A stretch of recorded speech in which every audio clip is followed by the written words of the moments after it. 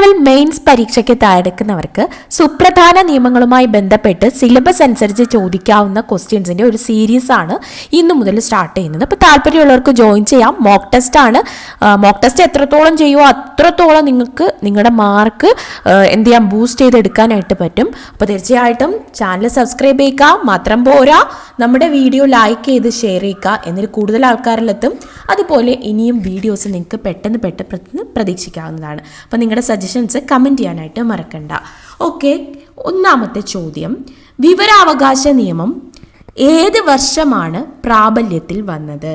ഏത് വർഷമാണ് പ്രാബല്യത്തിൽ വന്നത്? ഏത് വർഷമാണ് വന്നത്? ഓപ്ഷൻ ബി ആണ് 2005 വിവരാവകാശ നിയമം പ്രാബല്യത്തിൽ വന്നത്. ഇത് വളരെ സിമ്പിളായിട്ടുള്ളൊരു ക്വസ്റ്റ്യൻ ആയിരുന്നു അല്ലേ? അപ്പം നമുക്ക് നെക്സ്റ്റ് ക്വസ്റ്റ്യൻ നോക്കാം. ഏത് അടിസ്ഥാന അവകാശവുമായി RTI നിയമം ബന്ധപ്പെട്ടിരിക്കുന്നു? അല്ലെങ്കിൽ ഏത് മൗലിക അവകാശവുമായി RTI നിയമം ബന്ധപ്പെട്ടിരിക്കുന്നു? നിങ്ങളൊന്ന് ചിന്തിച്ചു നോക്കിയാണ്, ഏത് ഓഫീസിൻ്റെയും നിയമം നമുക്ക് എടുക്കാനുള്ള അവകാശം കിട്ടുന്നത് RTI നിയമപ്രകാരമാണ്. അപ്പം നമുക്ക് അവിടെ കിട്ടുന്നത് ഏത് തരത്തിലുള്ള സ്വാതന്ത്ര്യമാണ്? അഭിപ്രായ സ്വാതന്ത്ര്യത്തിനുള്ള അവകാശമാണ് നമുക്കവിടെ ലഭിക്കുന്നത്. എന്താണ് കിട്ടുന്നത്? അഭിപ്രായ സ്വാതന്ത്ര്യത്തിനുള്ള അവകാശമാണ് നമുക്കവിടെ കിട്ടുന്നത്. ക്ലിയർ ആയല്ലോ? അപ്പോൾ അഭിപ്രായ സ്വാതന്ത്ര്യത്തിനുള്ള അവകാശമാണ് നമുക്ക് RTI നിയമം വഴി കിട്ടുന്നത്. ഓക്കെ, നെക്സ്റ്റ് ക്വസ്റ്റ്യൻ, RTI നിയമം എവിടെയൊക്കെയാണ് ബാധകമാകുന്നത്? അതായത് ഓപ്ഷൻ എ സ്വകാര്യ കമ്പനികൾ, ബി സർക്കാർ സ്ഥാപനങ്ങൾ, സർക്കാർ ധനസഹായം ലഭിക്കുന്ന NGOകൾ, option D B and C. ഇവർ ഏതൊക്കെയാണ് RTI നിയമം ബാധകമാകുന്നത്? ഓപ്ഷൻ ഏതാണ്? ഓപ്ഷൻ കറക്റ്റ് പറയുകയാണെങ്കിൽ ഓപ്ഷൻ ഡി ആണ് വരുന്നത്. ഓപ്ഷൻ ഡി ആണ് വരുന്നത്. എന്തുകൊണ്ടാണ് ഓപ്ഷൻ ഡി വന്നത്? ഓപ്ഷൻ ഡി വരാനുള്ള കാരണം എന്താണ്? സർക്കാർ സ്ഥാപനങ്ങളും അതുപോലെ സർക്കാർ ധനസഹായം ലഭിക്കുന്ന NGOകളുടെയും ഡീറ്റെയിൽസ് മാത്രമേ വിവരാവകാശ നിയമപ്രകാരം നമ്മൾ പൊതുജനങ്ങൾക്ക് ലഭിക്കത്തുള്ളൂ. നമ്മൾ പോയി ഏതെങ്കിലും സ്വകാര്യ കമ്പനികളുടെ അടുത്ത് ചോദിച്ചാൽ, ടാറ്റയോടോ അല്ലെങ്കിൽ ബിർളയോടോ നിങ്ങളുടെ കമ്പനിയിൽ എന്താണ് നടക്കുന്നതെന്ന് ചോദിച്ചാൽ അവർ നമുക്ക് തരുമോ? എടുത്ത് ഇല്ല, തരത്തില്ല. പകരം നമ്മൾ ഏത് സർക്കാർ സ്ഥാപനത്തിൽ പോയാലും സർക്കാരുമായി ബന്ധമുള്ളത്, അതായത് സർക്കാരിൻ്റെ ഫണ്ടുകളൊക്കെ കിട്ടുന്ന സ്ഥാപനങ്ങളാണെങ്കിൽ അവിടെ നിന്ന് നമുക്ക് എന്ത് കിട്ടും? നമുക്ക് പൊതു വിവരാവകാശ നിയമപ്രകാരം RTI ആക്ട് 2005 പ്രകാരം എല്ലാ ഇൻഫർമേഷൻസും കിട്ടും. ഓക്കെ ആണല്ലോ? അടുത്ത ചോദ്യം, RTI അപേക്ഷ നൽകിയാൽ എത്ര ദിവസത്തിനകം മറുപടി നൽകണം? വിവരാവകാശ നിയമപ്രകാരം നമ്മളൊരു അപേക്ഷ കൊടുക്കുകയാണ്. അങ്ങനെയാണെങ്കിൽ നമുക്ക് ആ ഓഫീസിൽ നിന്നും എത്ര ദിവസത്തിനകം? ഓപ്ഷൻ ബി ആണ് 30 ദിവസത്തിനകം വേണം നമുക്ക് എന്ത് കിട്ടാനുള്ളത്? 30 ദിവസത്തിനകം നമുക്ക് മറുപടി കിട്ടണം. പക്ഷേ നമ്മുടെ ജീവനോ സ്വത്തിനോ ഒക്കെ പ്രശ്നമായിട്ടുള്ള, അല്ലെങ്കിൽ നമ്മുടെ ജീവന് പ്രശ്നമായിട്ടുള്ള കാര്യമാണെങ്കിൽ 48 മണിക്കൂറിനകം നമുക്ക് എന്ത് കിട്ടണം? ഉത്തരം കിട്ടണം. നെക്സ്റ്റ്, ദേശീയ തലത്തിൽ RTI നിയമത്തിന്റെ പ്രാവർത്തീകരണ ചുമതല അല്ലെങ്കിൽ പ്രവർത്തന ചുമതല ആരുടേതാണ്? ദേശീയ തലത്തിൽ RTI നിയമത്തിന്റെ പ്രവർത്തന ചുമതല ആരുടേതാണ്? ഓപ്ഷൻ ബി ആണ് സെൻട്രൽ ബി അല്ല, ഓപ്ഷൻ സി ആണ് സെൻട്രൽ ഇൻഫർമേഷൻ കമ്മീഷന്റെ എന്താണ് അവകാശം അല്ലെങ്കിൽ ചുമതലയാണ് RTI നിയമത്തിന്റെ ചുമതല എന്ന് പറയുന്നത്. ഓക്കെ, നെക്സ്റ്റ് ക്വസ്റ്റ്യൻ, കേന്ദ്ര പൊതുമേഖലാ സ്ഥാപനങ്ങളിൽ RTI അപേക്ഷ നൽകാനുള്ള ഫീസ് എത്രയാണ്? ഫീസ് പൊതുവെ RTI അപേക്ഷ നൽകാൻ വേണ്ടി എത്ര തന്നെയാണ്? ഓപ്ഷൻ ബി 10 രൂപ തന്നെയാണ്. അപ്പോൾ കേന്ദ്ര പൊതുമേഖലാ സ്ഥാപനങ്ങളിൽ എത്രയെന്ന് ചോദിച്ചാൽ ആൻസർ എത്ര തന്നെ വരും? 10 തന്നെയാണ് ഉത്തരം വരുന്നത്. RTI വഴി ലഭ്യമാക്കാൻ കഴിയാത്ത വിവരങ്ങൾ ഏവ? അപ്പം നമ്മൾ നേരത്തെ പറഞ്ഞു RTI വഴി എല്ലാ വിവരവും നമുക്ക് കിട്ടുന്നു. പക്ഷേ കുറച്ച് എക്സെപ്ഷൻസ് ഉണ്ട്. ആദ്യമേ പറഞ്ഞു സ്വകാര്യ വ്യക്തികളുടെ വിവരമൊന്നും നമുക്ക് കിട്ടാൻ പോണില്ല. പക്ഷേ കേന്ദ്ര അല്ലെങ്കിൽ ഗവൺമെൻറ്റുമായി ബന്ധമുള്ളതാണെങ്കിൽ കൂടി നമുക്ക് കിട്ടാൻ കഴിയാത്ത കുറച്ച് വിവരങ്ങളുണ്ട്. അതേതൊക്കെയാണ്? ഓപ്ഷൻ എ നോക്കാം, പ്രതിരോധം, ഡിഫൻസ്. അതായത് നമ്മുടെ ദേശീയ സുരക്ഷയുമായി ബന്ധപ്പെട്ട വിവരങ്ങളൊന്നും അങ്ങനെ ലഭ്യമാക്കത്തില്ല, അത് പിന്നീട് നമ്മൾ മിസ്യൂസ് ചെയ്യും എന്നുള്ളൊരു പ്രശ്നം കൊണ്ടാണ്. അത്രയ്ക്ക് സീക്രട്ട് ആയിട്ടുള്ള കാര്യമാണത്. അപ്പോൾ അത് എല്ലാവർക്കും അങ്ങനെ കൊടുക്കാൻ പറ്റത്തില്ല. അതുകൊണ്ട് RTI വഴി നമുക്ക് പ്രതിരോധത്തിനെ പറ്റിയിട്ടോ ദേശീയ സുരക്ഷയുമായി ബന്ധപ്പെട്ടിട്ടുള്ള വിവരങ്ങൾ കിട്ടത്തില്ല. സർക്കാർ ഉദ്യോഗസ്ഥരുടെ സ്വകാര്യ വിവരങ്ങൾ അത് നമുക്ക് അറിഞ്ഞിട്ട് എന്തെങ്കിലും ഗുണമുണ്ടോ? ഇല്ല. അതുകൊണ്ട് അവരുടെ സ്വകാര്യ വിവരങ്ങൾ നമുക്കൊന്നും കിട്ടത്തില്ല. പക്ഷെ അവരുടെ ഒഫീഷ്യൽ ആയിട്ടുള്ള കാര്യം, അവർക്ക് എത്ര സാലറി കൊടുക്കുന്നു, അവർക്ക് എന്തുകൊണ്ട് ഈ മാസം എത്ര സാലറി കൊടുത്തത്, ഈ ഡീറ്റെയിൽസ് എല്ലാം നമുക്ക് കിട്ടും. പക്ഷേ സർക്കാർ ഉദ്യോഗസ്ഥരുടെ സ്വകാര്യ വിവരങ്ങൾ നമുക്ക് കിട്ടത്തില്ല. അടുത്തത് മന്ത്രിസഭാ ചർച്ചകൾ. മന്ത്രിസഭയിൽ ഭയങ്കരമായിട്ട് കൂടിയാലോചന ചെയ്യുന്ന ചർച്ചകളാണ്. അപ്പോൾ അതിനെ പറ്റിയിട്ടുള്ള ഡീറ്റെയിൽസ് നമുക്ക് കിട്ടത്തില്ല. ചർച്ചകളാണ് അത് വെറും. പക്ഷെ അതൊരു തീരുമാനമായി കഴിഞ്ഞാൽ അത് നമുക്ക് കിട്ടാനുള്ള അവകാശമുണ്ട്. ഈ മുകളിലുള്ള എല്ലാ ഉത്തരങ്ങളും തന്നെ എന്താണ്, RTI വഴി നമുക്ക് ലഭിക്കാൻ സാധ്യതയുള്ളതാണ്. സോ ഓപ്ഷൻ ഡി ആണ് ഇവിടെ ഉത്തരം വരുന്നത്. ക്ലിയർ ആയല്ലോ? അപ്പം നിങ്ങൾ പരീക്ഷയ്ക്ക് എക്സാം ഹോളിൽ കയറി ഫസ്റ്റിലെ എ കണ്ടു, അപ്പോഴും ഓടിപ്പോയി എ കറുപ്പിക്കരുത്.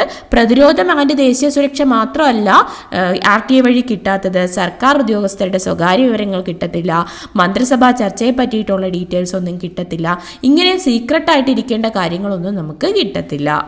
അടുത്തത്, ഇന്ത്യയുടെ ചീഫ് ഇൻഫർമേഷൻ കമ്മീഷണറെ ആരാണ് നിയമിക്കുന്നത്? ഇന്ത്യയുടെ ചീഫ് ഇൻഫർമേഷൻ കമ്മീഷണറെ ആരാണ് നിയമിക്കുന്നത്? ആൻസർ ഓപ്ഷൻ ബി ആണ്, ഇന്ത്യയുടെ പ്രസിഡന്റാണ് നിയമിക്കുന്നത്. ആരാണ്?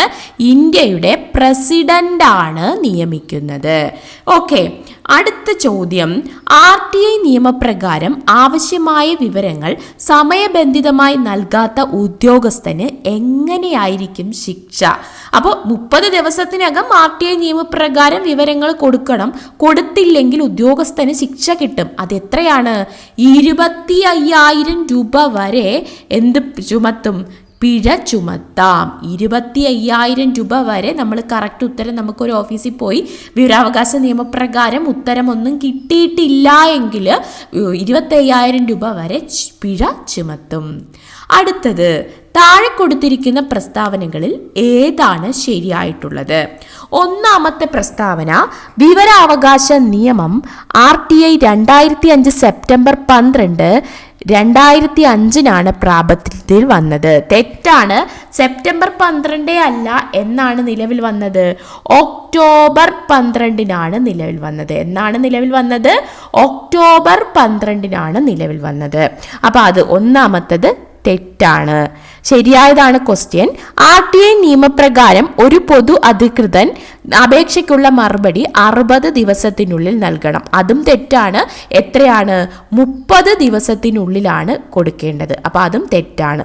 സോ നമ്മളിവിടെ 2 കാര്യങ്ങളാണ് തെറ്റായിട്ട് എടുത്തത്. ഓപ്ഷൻ ഡി ആണ് ഇവിടെ റൈറ്റ് ആൻസർ. എത്രയാണ്? 2ഉം തെറ്റാണെന്നാണ്. ഓക്കെ ആണല്ലോ? അടുത്ത ചോദ്യം, താഴെ കൊടുത്തിരിക്കുന്ന പ്രസ്താവനകളിൽ ഏതാണ് ശരിയായിട്ടുള്ളത്? RTI 2005 പ്രകാരം കേന്ദ്ര സംസ്ഥാന സർക്കാർ സ്ഥാപനങ്ങൾക്കും നിയമം ബാധകമാണ്. ശരിയാണ്. 2, സ്വകാര്യ കമ്പനികൾക്കും ഈ നിയമം ബാധകമാണ്. അപ്പോൾ ഒന്നാമത്തത് മാത്രമേ ശരിയുള്ളൂ. കേന്ദ്ര സംസ്ഥാന സർക്കാർ സ്ഥാപനങ്ങൾക്ക് മാത്രമേ ഈ ഒരു നിയമം ബാധകമുള്ളൂ. അപ്പോൾ ഇവിടെ ഒന്നാമത്തത് മാത്രമേ എന്തുള്ളൂ? ശരിയായിട്ടുള്ളൂ. ഏത് മാത്രമേ ശരിയുള്ളൂ? ഒന്നാമത്തത് മാത്രമേ ശരിയുള്ളൂ. സ്വകാര്യ കമ്പനികൾക്ക് ഇത് ബാധകമല്ല. താഴെ കൊടുത്തിരിക്കുന്ന പ്രസ്താവനകളിൽ ഏതാണ് തെറ്റ്? RTI അപേക്ഷകൾക്ക് ഫീസ് അടക്കേണ്ടതില്ല. അപ്പൊ അത് തെറ്റല്ലേ? തെറ്റായിട്ടുള്ള ഒരെണ്ണം തെറ്റി. ഏതാണ്? ഇത് തെറ്റ്. ദെൻ RTI അപേക്ഷയുടെ മറുപടി ലഭിക്കാനുള്ള പരമാവധി സമയപരിധി 30 ദിവസം. അപ്പം അത് എന്താണ്? അത് ശരിയാണ്. 30 ദിവസമാണ് പരമാവധി സമയപരിധി എന്ന് പറയുന്നത്. അപ്പോൾ തെറ്റായിട്ടുള്ളത് 1 അപ്പോൾ ഇവിടെ ആൻസർ വരുന്നത് ഏതാണ്? ആൻസർ വരുന്നത് എ ആണ്. 1 തെറ്റാണെന്നുള്ളത്. അപ്പോൾ RTI അപേക്ഷകൾക്ക് 10 രൂപ ഫീസ് അടയ്ക്കണം. എന്നാൽ BPL വിഭാഗത്തിൽപ്പെട്ടവർക്ക് RTI അപേക്ഷിക്കുകയാണെങ്കിൽ ഫീസ് ഒന്നും ഇല്ല. അടുത്തത്, വിവരാവകാശ നിയമം 2005 പ്രകാരം താഴെ പറയുന്നവയിൽ ആരൊക്കെയാണ് പൊതു അധികൃതർ എന്നത്? അതായത് പബ്ലിക് അതോറിറ്റി എന്നത് ഏതൊക്കെയാണ്? ഒന്നാമത്തതിൽ പറയുന്നത് രാഷ്ട്രപതി, പ്രധാനമന്ത്രി, മുഖ്യമന്ത്രി എന്നിവരുടെ ഓഫീസുകൾ. അത് ശരിയാണ്. അത് പബ്ലിക് അതോറിറ്റിയാണ്. അത് എല്ലാവർക്കും പൊതുജനങ്ങൾക്ക് ഒരുപോലെയുള്ളതാണ്. സജീവമായ സ്വകാര്യ കമ്പനി, അതായത് പ്രൈവറ്റ് ലിമിറ്റഡ്. അടുത്തത് സർക്കാർ ധനസഹായം ലഭിക്കുന്ന സ്വകാര്യ ഏജൻസികൾ. അടുത്തത് സുപ്രീം കോടതിയും ഹൈക്കോടതിയും. ശരിയായ കോഡ് തിരഞ്ഞെടുക്കുക. തന്നിട്ടുള്ളതിൽ പബ്ലിക് അതോറിറ്റിയിൽ അല്ലാത്തത് ഏത് മാത്രമേ ഉള്ളൂ? ഓപ്ഷൻ 2 മാത്രമേ ഉള്ളൂ, പ്രൈവറ്റ് ലിമിറ്റഡ്. പ്രൈവറ്റ് ലിമിറ്റഡ് എന്തല്ല, അത് സ്വകാര്യ കമ്പനിയാണ്. അപ്പോൾ അതെന്തല്ല, RTI നിയമപ്രകാരമുള്ളതേ അല്ല. അപ്പോൾ ആൻസർ വരുന്നത് 1, 3, 4 എന്നിവയാണ്. അപ്പോൾ ഓപ്ഷൻ എ ആണ് ശരിയായിട്ടുള്ള ഉത്തരം. 1, 3, 4 ഓക്കെ ആണല്ലോ. അടുത്തത് താഴെ പറയുന്നവയിൽ RTI അപേക്ഷയിൽ നിന്നും ഒഴിവാക്കിയിരിക്കുന്ന, എക്സംപ്റ്റ് ചെയ്തിരിക്കുന്ന വിവരങ്ങൾ ഏവ? നമ്മൾ നേരത്തെ പറഞ്ഞതാണ്, ഒന്നും കൂടി പറഞ്ഞു എന്നേ ഉള്ളൂ. ദേശീയ സുരക്ഷയെ ബാധിക്കുന്ന വിവരങ്ങൾ ഒഴിവാക്കിയിട്ടുണ്ട്. മന്ത്രിസഭാ ചർച്ചകൾ, അവസാനം തീരുമാനം ഉണ്ടാകുന്നതിന് മുമ്പ് വരെയുള്ള ചർച്ചകൾ. ഡിസിഷൻ എടുത്തു കഴിഞ്ഞാൽ പിന്നെ നമ്മൾ ആർക്ക് പൊതുജനങ്ങൾക്ക് അത് പറഞ്ഞു കൊടുക്കണം. പക്ഷെ തീരുമാനം ആകുന്നതിന് മുമ്പുള്ള ചർച്ചകൾ എന്ത് ചെയ്യാൻ പാടില്ല, പുറത്തുവിടേണ്ട ആവശ്യമില്ല. സ്വകാര്യ വ്യക്തികളുടെ വ്യക്തിഗത വിവരങ്ങൾ, അതും പറയരുത്. സ്വകാര്യ വ്യക്തികളുടെ കാര്യമൊന്നും പറഞ്ഞുകൂടാ. പൊതു സ്വാസ്ഥ്യവുമായി ബന്ധമുള്ള ആരോഗ്യ വിവരങ്ങൾ. അപ്പോൾ പൊതുവായിട്ടുള്ള ആരോഗ്യ വിവരങ്ങൾ നമുക്ക് പറയാനായിട്ട് പറ്റും.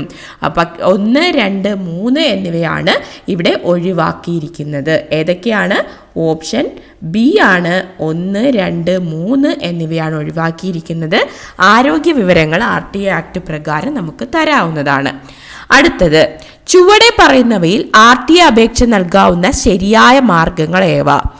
1, ഓഫീസിൽ നേരിട്ട് അപേക്ഷ നൽകുക. തപാൽ മുഖേന അപേക്ഷ നൽകുക. ഇമെയിൽ മുഖേന അപേക്ഷ നൽകുക. RTI ഓൺലൈൻ പോർട്ടൽ ഉപയോഗിക്കുക. ഏതാണ്? ഓൺലൈനായിട്ടും ഓഫ്ലൈനായിട്ടും ഈ പറയുന്ന എല്ലാ രീതിയിലും നമുക്ക് RTI പ്രകാരം അപേക്ഷ കൊടുക്കാവുന്നതാണ്. സോ ആൻസർ വരുന്നത് ഓപ്ഷൻ സി ആണ്. 1, 2, 3 and 4 ആണ്. ഓക്കെ, അടുത്ത ചോദ്യം, ലാസ്റ്റ് ക്വസ്റ്റ്യൻ ആണ്. RTI നിയമപ്രകാരം ഒരു കുത്തക, പബ്ലിക് പ്രൈവറ്റ് പാർട്ട്ണർഷിപ്പ് സ്ഥാപനത്തിൽ നിന്നുള്ള വിവരങ്ങൾ പൊതുജനങ്ങൾക്ക് ലഭ്യമാകുമോ? ഒന്നാമത്തെ ഓപ്ഷൻ കൊടുത്തിരിക്കുന്നത് ഇല്ല, കാരണം ഇത് സ്വകാര്യ മേഖലയാണ്. ബി, അതിന് പ്രത്യേക അനുമതി ആവശ്യമാണ്. സി, കിട്ടും. ഡി, ഒന്നും ശരിയല്ല. ഇവിടെ ആൻസർ വരുന്നത് നിങ്ങൾക്ക് എല്ലാവർക്കും അറിയായിരിക്കും, ഓപ്ഷൻ സി ആണ്. പക്ഷേ നിങ്ങൾ ഇവിടെ കമന്റ് ചെയ്യണം എന്തുകൊണ്ടാണ് RTI ആക്ട് ഓപ്ഷൻ സി ആവാൻ കാരണം. ഇതൊരു കുത്തക, എന്താണ്, ഒരു കുത്തക സ്ഥാപനമാണ്. അതായത് പബ്ലിക് പ്രൈവറ്റ് പാർട്ട്ണർഷിപ്പിൽ വരുന്ന ഒരു PPP ടൈപ്പ് സ്ഥാപനമാണ്. അപ്പോൾ അതെങ്ങനെയാണ് RTI ആക്ട് അതിന് വരുന്നത്? അപ്പോൾ ആ ഒരു കാര്യം നിങ്ങൾ കമൻറ്റ് ചെയ്യുക. ഇതുപോലുള്ള മോക്ക് ടെസ്റ്റ് നിങ്ങൾക്ക് ഇഷ്ടപ്പെടുന്നുണ്ടെങ്കിൽ തീർച്ചയായിട്ടും ചാനൽ സബ്സ്ക്രൈബ് ചെയ്യുക. Thank you. All the best.